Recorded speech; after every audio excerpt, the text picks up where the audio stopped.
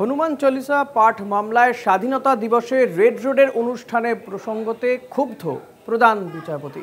হিন্দু সেবা দলের আইনজীবীর উদ্দেশ্যে প্রধান বিচারপতির মন্তব্য। হিন্দু সেবা দলের আইনজীবী রাজদীপ মজুমদার বলেন, 15ই অগস্ট সকাল থেকে রেড রোড বন্ধ রাখা হয়, সেখানে স্বাধীনতা দিবসের অনুষ্ঠান চলে। প্রধান বিচারপতি বলেন, স্বাধীনতা দিবস, প্রজাতন্ত্র দিবস এই বিষয়গুলি সম্পূর্ণ আলাদা। এই দিনগুলির সঙ্গে আবেগ জড়িয়ে আছে। এই দিনগুলিতে আমরাও হাইকোর্টে উপস্থিত থাকি। আপনি কখনো আন্দামানের সেলুলার জেলে গেছেন? রাজদীপ মজুমদার বলেন, না। প্রধান বিচারপতি বলেন, স্বাধীনতার সংগ্রামে বাংলা অর্থাৎ বাঙালির অবদান অনস্বীকার্য।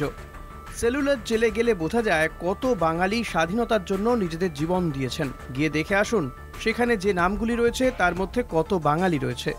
15ই অগস্টের রেড রোডের অনুষ্ঠান নিয়ে বলাটা অর্থহীন। প্রধান বিচারপতির ডিভিশন বেঞ্চের নির্দেশ, এই অনুষ্ঠান প্রথম হতে চলেছে, তাই এই অনুষ্ঠানের সঙ্গে স্বাধীনতা অনুষ্ঠানের সম্পর্ক স্থাপন করা সঠিক নয়।